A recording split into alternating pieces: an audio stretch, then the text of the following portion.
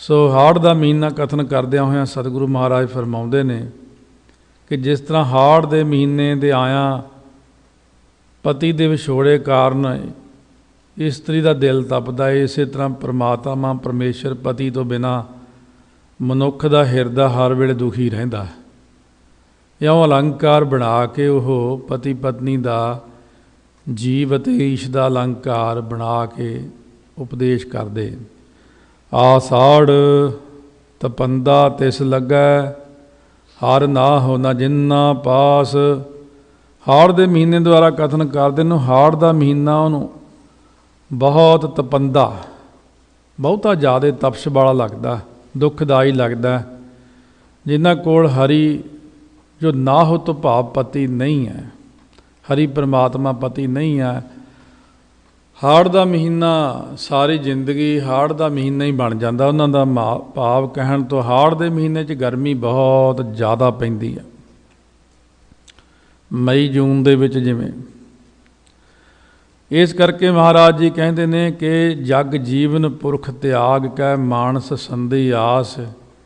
क्योंकि भुलिया होया जिहड़ा जीव है जगत दे जीवन मालक परमात्मा नूं त्याग के मनुखां दी संधि हुंदी दी।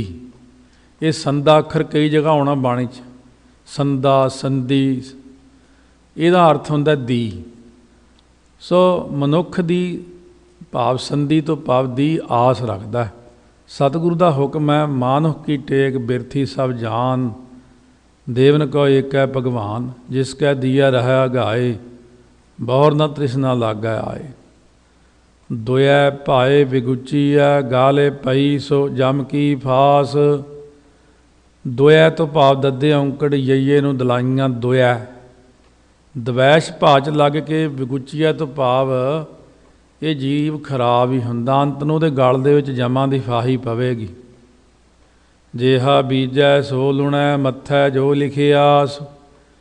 जिहा जा बीज बीजदा उहा जा फल कटदा, जिहा जा कर्म करदा उहा जा फल भोगदा। मत्थे ते जो लेख लिखिया गया उहदे अनुसार दुख सुख भोगदा। महाराज कहंदे आपे बीज आपे ही खाहो नानक हुक्मी आवो जाहो। बीजना आप ही हुंदा बंदे ने, विगाड़ भी सकते हैं आपां ते सवार भी सकते हैं। महाराज कहने आपन हत्थी अपना आपे ही काज सवारिया। रैन विहाणी पछताणी उठ चली गई निराश। जिहदी अवस्था वो रूपी भाव उम्र रूपी रात बतीत हो गई एवें खाने पीने हसने सौने च।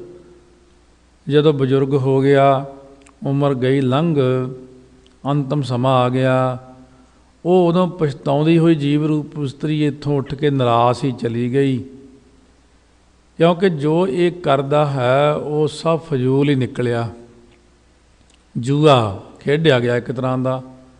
जिन्ना कुछ कीता सी वो तो नाल नहीं गया पर वह लेखा। जिवें चोर जे फड़िया जावे सारा समान बरामद करके पुलिस वो चोर नूं समान का तो फायदा होता जिहड़े मालक सी उन्हां नूं मोड़ता भी थोड़ियां चीज़ां थोड़ी गड्डी थोड़े स्कूटर आ थोड़ा टीवी थोड़े गहने पैसा सब मुड़ गया ते चोर ते केस बन गया। उहदे पल्ले की रह गया, कुट रह गई ते जां जेल। उहदे पल्ले तां कख नहीं रहिंदा है चोर दे। महाराज कहंदे इसे तरह नाम दुराए चले से चोर। हुण जिहड़े बंदे संसार दे अंदर जमा करी जांदे ने पापां बाझों होवै नाहीं मोया साथ ना जाई। गलतियां कर बेईमानियां कर झूठ बोल तरह तरह के तरीके करके इकट्ठी कीती अंत नूं वो चोर बन गया। लै गए जमदूत समान सारा इत्थे ही छड्ड गया। गाहां तां कल्ले उत्ते केस ही बनने बस कटापा ही चढ़ना जां जूना च पाउणा जां कड़ाहियां च बालना।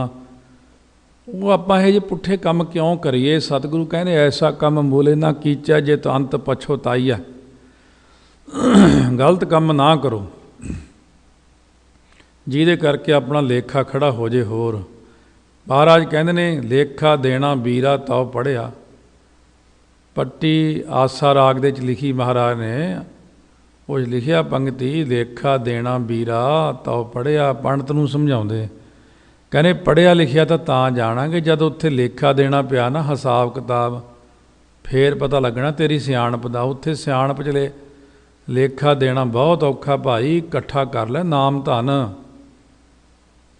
ਉਮਰ ਜਦੋਂ ਬਤੀਤ ਹੋ ਗਈ ਫਿਰ ਕੀ ਫਰਕ ਪੈਣਾ, ਉਦੋਂ ਨਿਰਾਸ਼ ਹੋ ਕੇ ਚਲੀ ਜਾਏਗੀ ਸੰਸਾਰ 'ਚੋਂ। ਜਿਨ ਕਉ ਸਾਧੂ ਭੇਟੀਐ ਸੋ ਦਰਗਹਿ ਹੋਏ ਖਲਾਸ। ਜਿਨ੍ਹਾਂ ਨੂੰ ਪੂਰਨ ਸੰਤ ਮਿਲੇ ਨੇ ਉਹ ਪਰਲੋਕ ਦਰਗਾਹ ਵਿੱਚ ਬੰਧਨਾਂ ਤੋਂ ਖਲਾਸ ਹੋ ਗਏ, ਛੁੱਟ ਗਏ ਨੇ। ਜਿਨ੍ਹਾਂ ਨੂੰ ਸਤਿਗੁਰੂ ਭੇਟ ਗਏ ਨੇ, ਸਤਿਗੁਰੂ ਮਿਲ ਗਏ ਨੇ, ਉਹ ਦਰਗਾਹ ਦੇ ਵਿੱਚ ਬੰਦ ਖਲਾਸੀ ਹੋਈ ਉਹਨਾਂ ਦੀ। ਗਿਆਨ ਧਿਆਨ ਕਿਛ ਕਰਮ ਨਾ ਜਾਣਾ, ਨਾਹਿਨ ਨਿਰਮਲ ਕਰਨੀ। ਸਾਧ ਸੰਗਤ ਕੈ ਅੰਚਲ ਲਾਭੋ, ਬਿਖਮ ਨਦੀ ਜਾਏ ਤਰਨੀ। ਸਾਧ ਸੰਗਤ ਜਿਨ੍ਹਾਂ ਨੂੰ ਮਿਲ ਗਈ, ਕਈ ਵਾਰੀ ਤਾਂ ਹੁੰਦਾ ਸੰਗਤ ਵਿੱਚ ਅਕਾਲ ਪੁਰਖ ਪ੍ਰੇਰ ਕੇ ਲਿਆਉਂਦੇ ਨੇ, ਕਈ ਵਾਰੀ ਕੋਈ ਪੂਰਨ ਪੁਰਸ਼ ਦੀ ਮਦਦ ਹੋ ਜਾਂਦੀ ਹੈ। ਮਹਾਰਾਜ ਨੇ ਬਚਨ ਕੀਤਾ, ਪੂਰਬ ਕਰਮ ਅੰਕੁਰ ਜਬ ਪ੍ਰਗਟੇ, ਭੇਟਿਓ ਪੁਰਖ ਰਸਕ ਬੈਰਾਗੀ। ਮਿਟਿਓ ਅੰਧੇਰ ਮਿਲਤ ਹਰ ਨਾਨਕ, ਜਨਮ ਜਨਮ ਕੀ ਸੋਈ ਜਾਗੀ। ਕਰ ਕਿਰਪਾ ਪ੍ਰਭ ਆਪਣੀ, ਤੇਰੇ ਦਰਸ਼ਨ ਹੋਏ ਪਿਆਸ। ਕਹਿੰਦੇ ਇਉਂ ਬੇਨਤੀ ਕਰੋ ਅਕਾਲ ਪੁਰਖ ਦੇ ਚਰਨਾਂ 'ਚ, ਇਹ ਵਾਹਿਗੁਰੂ ਆਪਣੀ ਕਿਰਪਾ ਦ੍ਰਿਸ਼ਟੀ ਕਰਕੇ ਜਿਸ 'ਤੇ ਤੇਰੇ ਦਰਸ਼ਨਾਂ ਦੀ ਪਿਆਸ ਜਿਹੜੀ ਹੈ ਚਾਹਨਾ ਲੱਗੀ ਰਵੇ। ਕਿਰਪਾ ਦ੍ਰਿਸ਼ਟੀ ਸਾਡੇ ਉੱਤੇ ਇਹੋ ਜਿਹੀ ਕਰੋ ਕਿ ਸਾਡੇ ਮਨ ਵਿੱਚ ਵੀ ਤੇਰੇ ਦਰਸ਼ਨਾਂ ਦੀ ਪਿਆਸ ਲੱਗੇ, ਨਾਮ ਦੀ ਪਿਆਸ ਲੱਗੇ। ਹੋਰ ਪਿਆਸ ਤਾਂ ਬਥੇਰੀਆਂ ਲੱਗੀਆਂ ਨੇ, ਅੱਖਾਂ ਪਿਆਸੀਆਂ, ਕੰਨ ਪਿਆਸੇ ਨਿੰਦਾ ਚੁਗਲੀ ਲਈ, ਇੱਧਰ ਨੂੰ ਬਾਹਲਾ ਤੁਰਦੇ ਹਾਂ ਅਸੀਂ। ਤੇਰੇ ਦਰਸ਼ਨਾਂ ਦੀ ਪਿਆਸ ਲੱਗਦੀ ਨਹੀਂ, ਤੇਰੇ ਨਾਮ ਦੀ ਪਿਆਸ ਹੀ ਨਹੀਂ ਲੱਗਦੀ ਸਾਨੂੰ। ਕਿਰਪਾ ਕਰੋ ਆਪ ਦੇ ਦਰਸ਼ਨਾਂ ਦੀ ਪਿਆਸ ਲੱਗੇ। ਇਹ ਵਾਹਿਗੁਰੂ ਆਪਣੀ ਇਹੀ ਜਿਹੀ ਕਿਰਪਾ ਕਰੋ, ਮੈਂ ਪਿਆਸੇ ਨੂੰ ਆਪਦੇ ਦਰਸ਼ਨ ਹੋ ਜਾਣ। ਫਿਰ ਦਰਸ਼ਨ ਪਿਆਸੀ ਦਿਨ ਸਰਾਤ, ਚਿਤਵਾ ਆਂਦੇ ਨਦੀਤ। ਖੋਲ ਕਪਟ ਗੁਰ ਮੇਲੀਆ, ਨਾਨਕ ਹਰ ਸੰਗ ਮੀਤ। ਦਰਸ਼ਨ ਦੇਖ ਜੀਵਾਂ ਗੁਰ ਤੇਰਾ, ਪੂਰਨ ਕਰਮ ਹੋਏ ਪ੍ਰਭ ਮੇਰਾ। ਦਰਸ਼ਨਾਂ ਵਾਸਤੇ ਬੇਨਤੀ ਕਰਨੀ ਹੈ ਕਿ ਪਿਆਸ ਲੱਗੇ, ਨਾਮ ਦੀ ਪਿਆਸ ਲੱਗੇ, ਦਰਸ਼ਨਾਂ ਦੀ ਤੜਪ ਲੱਗੇ ਸਾਨੂੰ। ਜਿਵੇਂ ਆਪ ਜੀ ਨੇ ਬਚਨ ਕੀਤਾ ਕਿ ਮੇਰਾ ਮਨ ਲੋਚਾ ਗੁਰਦਰਸ਼ਨ ਤਾਈ, ਬਿਲਬ ਕਰੇ ਚਾਤਰ ਕੀ ਨਿਆਈ। ਪਿਆਸ ਲੱਗੇ ਮਨ 'ਚ, ਇਹ ਕਿਰਪਾ ਕਰੋ। ਪ੍ਰਭ ਤੁਧ ਬਿਨ ਦੂਜਾ ਕੋ ਨਹੀਂ, ਨਾਨਕ ਕੀ ਅਰਦਾਸ। ਕਹਿੰਦੇ ਮੈਂ ਤਾਂ ਨਾਨਕ ਤੋਂ ਭਾਵ ਪੰਜਵੇਂ ਪਾਤਸ਼ਾਹ ਕਹਿੰਦੇ ਮੇਰੀ ਤਾਂ ਆਪ ਜੀ ਅੱਗੇ ਇਹੀ ਅਰਦਾਸ ਬੇਨਤੀ ਹੈ ਕਿ ਮੈਨੂੰ ਆਪਣਾ ਦਰਸ਼ਨ ਦਿਓ ਜੀ। ਕਿਉਂਕਿ ਵਾਹਿਗੁਰੂ ਆਪ ਜੀ ਤੋਂ ਬਿਨਾਂ ਮੈਨੂੰ ਹੋਰ ਕੋਈ ਦੂਜਾ ਨਾ ਤੇ ਭਾਉਂਦਾ ਹੀ ਆ, ਨਾ ਚੰਗਾ ਲੱਗਦਾ ਮਨ ਦੇ ਅੰਦਰ। ਤੁਸੀਂ ਕਿਰਪਾ ਕਰੋ, ਆਪ ਦਰਸ਼ਨ ਬਖਸ਼ੋ ਮੈਨੂੰ। ਜਿਹੜੀ ਠੰਡ ਤੁਹਾਡੇ ਦਰਸ਼ਨਾਂ ਨਾਲ ਪੈਣੀ ਆ ਉਹ ਕਿਸੇ ਥਾਂ 'ਤੇ ਹੋਰ ਮਿਲਣੀ ਨਹੀਂ। ਵਾਹਿਗੁਰੂ ਦੇ ਦਰਸ਼ਨ ਜਿਹੜੇ ਸਾਰਿਆਂ ਤੋਂ ਸ਼੍ਰੋਮਣੀ ਨੇ, ਕਿਉਂਕਿ ਵਾਹਿਗੁਰੂ ਦਾ ਦਰਸ਼ਨ ਐਸਾ ਇੱਕ ਵਾਰ ਦੇਖਦੇ ਹੀ ਕਲਿਆਣ ਹੋ ਜਾਣੀ, ਸ਼ੁੱਧ ਹੋ ਜਾਣਾ ਮਨ ਨੇ। ਹੋਰ ਦਰਸ਼ਨ ਸੰਸਾਰ ਦੇ ਸਾਨੂੰ ਨਹੀਂ ਚਾਹੀਦੇ, ਬਸ ਤੁਸੀਂ ਆਪਣਾ ਦਰਸ਼ਨ ਬਖਸ਼ਿਸ਼ ਕਰੋ। ਜਿਵੇਂ ਗੜ੍ਹ ਸ਼ੰਕਰ 'ਚ ਹਮੇਸ਼ਾ ਜੋਗੀ ਹੋਇਆ, ਉਹਨੇ ਬੜੀ ਤਪੱਸਿਆ ਆਰਾਧਨਾ ਕੀਤੀ ਸ਼ਿਵ ਜੀ ਦੀ, ਵਰ ਲੈ ਲਿਆ ਵੀ ਜਿਹੜਾ ਮੇਰੇ ਦਰਸ਼ਨ ਕਰੇ 1 ਸਾਲ ਸਵਰਗ ਮਿਲੇ। ਬੜੀ ਦੁਨੀਆ ਆਉਣ ਲੱਗੀ, ਬਹੁਤ ਦੁਨੀਆ ਦਾ ਇਕੱਠ ਹੋਇਆ, ਲੱਖਾਂ ਲੋਕ ਆਏ। ਕਹਿੰਦਾ ਕੋਈ ਰਹਿ ਤਾਂ ਨਹੀਂ ਗਿਆ ਬਈ। ਕਹਿੰਦੇ ਜੀ ਭਾਈ ਤਿਲਕੂ ਹੈ ਇੱਕ ਪੰਜਵੇਂ ਪਾਤਸ਼ਾਹ ਦਾ ਸਿੱਖ, ਉਹ ਨਹੀਂ ਆਇਆ। ਕਹਿੰਦਾ ਜਾਓ ਉਸ ਕਮਲੇ ਨੂੰ ਕਹੋ ਮੇਰੇ ਦਰਸ਼ਨ ਕਰੇ ਆ ਕੇ, ਸਵਰਗਾਂ ਦੀ ਪ੍ਰਾਪਤੀ ਹੋਵੇਗੀ। ਜਦੋਂ ਕਿਸੇ ਨੇ ਕਿਹਾ ਭਾਈ ਤਿਲਕੂ ਕਹਿਣ ਲੱਗਿਆ ਨਾ ਬਈ ਅਸੀਂ ਤਾਂ ਨਹੀਂ ਜਾਣਾ, ਅਸੀਂ ਤਾਂ ਗੁਰੂ ਦੇ ਸਿੱਖ ਹਾਂ, ਅਸੀਂ ਕੀ ਕਰਨੇ ਸਵਰਗ, ਕਿਆ ਨਰਕ ਕਿਆ ਸੁਰਗ ਵਿਚਾਰੇ ਸੰਤਨ ਦਊ ਰਾਦੇ। ਸੰਤਾਂ ਦੋਵੇਂ ਰੱਦ ਕਰਤੇ। ਕਹਿੰਦੇ ਜੀ ਉਹ ਨਹੀਂ ਆਉਂਦਾ। ਕਹਿੰਦੇ ਜਾਓ ਉਹਨੂੰ ਕਹੋ 2 ਸਾਲ ਸਵਰਗ ਮਿਲੇਗਾ, ਨਹੀਂ ਆਉਂਦਾ ਜੀ। ਕਹਿੰਦੇ 5 ਸਾਲ ਮਿਲੇਗਾ, ਕਹਿੰਦੇ ਨਹੀਂ ਆਉਂਦਾ ਜੀ। ਕਹਿੰਦਾ ਇੰਨਾ ਨਿਰੀਛਿਤ। ਫਿਰ ਮਨ 'ਚ ਹੇਠੀ ਜੀ ਸਮਝੀ ਆਪਣੀ। ਕਹਿੰਦਾ ਚਲੋ ਫਿਰ ਅਸੀਂ ਦਰਸ਼ਨ ਦਿੰਦੇ ਹਾਂ ਜਾ ਕੇ ਆਪ ਉਹਨੂੰ। ਉੱਠ ਕੇ ਚੱਲ ਪਿਆ, ਨਾਲ ਹਜ਼ਾਰਾਂ ਲੋਕ। ਕਿਸੇ ਨੇ ਭਾਈ ਤਿਲਕੂ ਨੂੰ ਦੱਸ ਦਿੱਤਾ, ਭਾਈ ਤਿਲਕੂ ਉਹ ਹਮੇਸ਼ਾ ਕਹਿੰਦਾ ਮੈਂ ਦਰਸ਼ਨ ਦੇਣੇ ਆ ਭਾਈ ਤਿਲਕੂ ਨੂੰ। ਭਾਈ ਤਿਲਕੂ ਨੂੰ ਤਾਂ ਘਬਰਾਹਟਾਂ ਖੜੀਆਂ ਹੋ ਗਈਆਂ, ਇਹ ਕੀ ਹੋ ਗਿਆ, ਮੈਂ ਜਾਣਾ ਨਹੀਂ ਚਾਹੁੰਦਾ ਸਵਰਗਾਂ ਨੂੰ, ਇਹ ਧੱਕੇ ਨਾਲ ਹੀ ਜਾਂਦਾ। ਉਹਨੇ ਦਰਵਾਜ਼ੇ ਬੰਦ ਕਰਕੇ, ਚੀਥਾਂ 'ਚ ਕੱਪੜੇ ਦੇ ਲਏ, ਚਾਰੇ ਪਾਸਿਓਂ ਬੰਦ ਕਰਕੇ, ਉੱਤੇ ਕੰਬਲ ਖੇਸ ਲਪੇਟ ਕੇ, ਅੱਖਾਂ ਬੰਦ ਕਰਕੇ ਬਹਿ ਗਿਆ। ਬਾਹਰ ਖੜ੍ਹ ਕੇ ਆਵਾਜ਼ ਦਿੰਦੇ ਲੋਕ, ਹਮੇਸ਼ਾ ਜੋਗੀ ਜੀ ਆਏ ਨੇ, ਦਰਸ਼ਨ ਕਰ ਲਓ, ਸਵਰਗ ਲੈ ਲਓ। ਉਹ ਕਹਿੰਦਾ ਨਾ ਮੈਂ ਨਹੀਂ। ਆਪ ਦਰਵਾਜ਼ਾ ਖੜਕਾਉਂਦਾ, ਉਹ ਭਗਤਾ ਬਾਹਰ ਆ, ਦਰਸ਼ਨ ਕਰ, ਸਾਡੇ ਸਵਰਗ ਮਿਲੇਗਾ। ਉਹ ਕਹਿੰਦਾ ਨਾ ਜੀ ਅਸੀਂ ਨਹੀਂ ਚਾਹੀਦੇ ਦਰਸ਼ਨ। ਫਿਰ ਅਖੀਰ ਦੇਖਿਆ ਵੀ ਇਹ ਤਾਂ ਕੋਈ ਅੱਛਾ ਪੁਰਸ਼ ਹੈ, ਨਿਰਇਛਿਤ ਹੈ, ਕੋਈ ਰੱਬ ਦਾ ਪਿਆਰਾ। ਅੱਛਾ ਚੱਲ ਫਿਰ ਆਪਣੇ ਹੀ ਦਰਸ਼ਨ ਦੇ ਦੇ ਭਗਤਾ, ਉਹ ਗੁਰਮੁਖਾ ਆਪਣੇ ਹੀ ਦਰਸ਼ਨ ਦੇ ਦੇ। ਕਹਿੰਦੇ ਨਾ ਜੀ। ਕਹਿੰਦੇ ਬੇਨਤੀ ਮੰਨ ਲੈ, ਦਰਸ਼ਨ ਦੇ ਦੇ ਆਪਣੇ। ਕਹਿੰਦੇ ਪਹਿਲਾਂ ਫਿਰ ਆਪਣਾ ਵਰ ਰੋਕੋ, ਮੈਂ ਸਵਰਗ ਨਹੀਂ ਜਾਣਾ। ਕਹਿੰਦੇ ਚੰਗਾ ਤੈਨੂੰ ਫਲ ਨਹੀਂ ਮਿਲੇਗਾ ਦਰਸ਼ਨਾਂ ਦਾ, ਦਰਵਾਜ਼ਾ ਤਾਂ ਖੋਲ੍ਹ ਦੇ। ਜਾਂ ਦਰਵਾਜ਼ਾ ਖੋਲ੍ਹਿਆ, ਐਨ ਟਿਕਿਆ ਹੋਇਆ, ਟਿਕਾਓ ਵਾਲਾ ਲਾਲ ਸੁਰਖ ਚਿਹਰਾ, ਨਾਮ ਰੰਗ ਵਿੱਚ ਰੰਗਿਆ ਹੋਇਆ। ਹਮੇਸ਼ੇ ਨੇ ਜਦ ਦਰਸ਼ਨ ਕੀਤੇ, ਠੰਡ ਪੈ ਗਈ, ਮਨ ਨੂੰ ਸ਼ਾਂਤੀ ਆ ਗਈ। ਹਮੇਸ਼ਾ ਤੇ ਚਰਨੀ ਪੈ ਗਿਆ। ਇਹ ਗੁਰਸਿੱਖ ਪਿਆਰਿਆ, ਇੰਨੀ ਉੱਚੀ ਅਵਸਥਾ ਕਿੱਥੋਂ ਲਈ ਹੈ?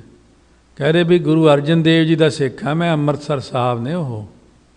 ਕਹਿੰਦੇ ਭਗਤਾ ਫਿਰ ਤਾਂ ਉੱਥੇ ਲੈ ਚੱਲ, ਮੈਂ ਤਾਂ ਐਵੇਂ ਹੀ ਉਲਝਿਆ ਰਿਹਾ ਸੰਸਾਰ ਦੇ ਵਿੱਚ। ਉਹ ਸਭ ਛੱਡ ਛਡਾ ਕੇ ਸ੍ਰੀ ਗੁਰੂ ਅਰਜਨ ਦੇਵ ਦੇ ਚਰਨਾਂ 'ਚ ਪਹੁੰਚ ਗਿਆ। ਮਹਾਰਾਜ ਸੱਚੇ ਪਾਤਸ਼ਾਹ ਕਹਿਣ ਲੱਗੇ, ਨਾਮ ਜਪ, ਨਾਮ ਨਾਲ ਸ਼ਾਂਤੀ ਆਉਣੀ ਹੈ। ਗੁਰਾਂ ਨੇ ਚਰਨ ਪਹੁਲ ਬਖਸ਼ੀ, ਗੁਰਸਿੱਖ ਬਣਾ ਲਿਆ ਹਮੇਸ਼ੇ ਨੂੰ। ਭਾਂਡੇ 'ਚ ਤਾਂ ਪਹਿਲਾਂ ਹੀ ਬਥੇਰਾ ਕੁਛ ਸੀ, ਪਰ ਜਦ ਨਾਮ ਦੀ ਕਣੀ ਦਿੱਤੀ, ਉਸ ਵਕਤ ਹਮੇਸ਼ਾ ਵੀ ਨਾਮ ਲੈ ਕੇ ਸਤਿਗੁਰੂ ਦਾ ਪਿਆਰਾ ਬਣ ਗਿਆ। ਮਹਾਰਾਜ ਜੀ ਕਹਿੰਦੇ ਨੇ, ਪ੍ਰਭ ਤੁਧ ਬਿਨ ਦੂਜਾ ਕੋ ਨਹੀਂ, ਨਾਨਕ ਕੀ ਅਰਦਾਸ। ਹੋਰ ਮੈਨੂੰ ਕੋਈ ਭਾਉਂਦਾ ਹੀ ਨਹੀਂ, ਆਪਣਾ ਹੀ ਦਰਸ਼ਨ ਬਖਸ਼ੋ ਮੈਨੂੰ। ਆਸਾੜ ਸੁਹੰਦਾ ਤਿਸ ਲੱਗੈ, ਜਿਸ ਮਨ ਹਰ ਚਰਨ ਨਿਵਾਸ। ਹਾੜ ਦਾ ਮਹੀਨਾ ਉਹਨੂੰ ਸੋਭਨੀਕ ਸੁਹਾਵਣਾ ਲੱਗਦਾ ਜਿਹਦੇ ਮਨ ਵਿੱਚ ਵਾਹਿਗੁਰੂ ਦੇ ਚਰਨਾਂ ਦਾ ਨਿਵਾਸ ਹੋ ਜਾਂਦਾ। ਉਹ ਨਿਵਾਸ ਹੁੰਦਾ ਅਭਿਆਸ ਕਰਦਿਆਂ, ਬਸ ਚੱਲੀ ਜਾਓ ਲਗਾਤਾਰ, ਕੋਈ ਕੁਐਸਚਨ ਨਹੀਂ, ਕੁਛ ਨਹੀਂ ਕਹਿਣਾ, ਮਨ ਨਹੀਂ ਟਿਕਦਾ ਨਹੀਂ ਹੁੰਦਾ। ਤੁਸੀਂ ਇਹਨਾਂ ਗੱਲਾਂ 'ਚ ਨਾ ਪਿਆ ਕਰੋ, ਮਨ ਨਹੀਂ ਟਿਕਦਾ। ਤੁਸੀਂ ਲਗਾਤਾਰ ਦੇ ਅਭਿਆਸੀ ਬਣ ਜਾਓ। ਮਨ ਟਿਕਾਉਣਾ ਕਿਸੇ ਬੰਦੇ ਦੇ ਹੱਥ 'ਚ ਨਹੀਂ। ਮਨ ਜਿੱਦਣ ਟਿਕਾਉਣਾ, ਸਤਿਗੁਰੂ ਨੇ ਆਪ ਟਿਕਾਉਣਾ। ਤੁਹਾਡੀ ਮਿਹਨਤ ਦੇਖ ਕੇ, ਤੁਹਾਡੀ ਸੇਵਾ ਦੇਖ ਕੇ, ਤੁਹਾਡੀ ਨਿਮਰਤਾ ਦੇਖ ਕੇ, ਤੁਹਾਡਾ ਸਭ ਕੁਝ ਸਿੱਖੀ ਦਾ ਪੂਰਾ ਦੇਖ ਕੇ, ਜਿੱਦਣ ਮਨ ਟਿਕਾਉਣਾ, ਪਤਾ ਹੀ ਨਹੀਂ ਲੱਗਣਾ ਮਨ ਟਿਕਣ ਦਾ। ਸਕਿੰਟ ਤੋਂ ਪਹਿਲਾਂ ਟਿਕ ਜਾਂਦਾ ਮਨ, ਕੜਕ ਕਰਕੇ ਟਿਕਦਾ। ਜਦੋਂ ਟਿਕਦਾ ਇੱਕਦਮ ਪ੍ਰਕਾਸ਼ ਹੋ ਜਾਂਦਾ, ਦੇਰ ਨਹੀਂ ਲੱਗਦੀ। ਇਸ ਕਰਕੇ ਇਹਨਾਂ ਚੱਕਰਾਂ 'ਚ ਨਾ ਪਾਓ ਕਿ ਮੈਂ ਪਾਠ ਕਰਦਾ ਮਨ ਨਹੀਂ ਟਿਕਦਾ, ਬਾਣੀ ਪੜ੍ਹਦਾ। ਬਾਣੀ ਥੋੜ੍ਹੀ ਜਿਹੀ ਪੜ੍ਹ ਕੇ ਫਿਰ ਕਹਿੰਦੇ ਮਨ ਨਹੀਂ ਟਿਕਦਾ, 5-10 ਮਿੰਟ ਸਿਮਰਨ ਕਰਕੇ ਮਨ ਨਹੀਂ ਟਿਕਦਾ। ਮਨ ਕਿਤੇ ਇੰਨੇ ਕੁ ਨਾਲ ਨਹੀਂ ਟਿਕਣਾ, ਇਹ ਤਾਂ ਵੱਡਿਆਂ ਦਾ ਨਹੀਂ ਟਿਕਿਆ। ਇਹ ਫਿਰ ਟਿਕਣਾ ਕਿਵੇਂ? ਬਹੁਤ ਜ਼ਿਆਦਾ ਅਭਿਆਸ ਕਰੀ ਜਾਓ, ਸਿਮਰਨ ਕਰੀ ਜਾਓ, ਬਾਣੀ ਪੜ੍ਹੀ ਜਾਓ, ਆਪੇ ਹੀ ਟਿਕ ਜਾਣਾ ਇਹਨੇ। ਆਪਣੀ ਲਿਵ ਆਪੇ ਲਾਏ, ਗੁਰਮੁਖ ਸਦਾ ਸੰਭਾਲੀਐ।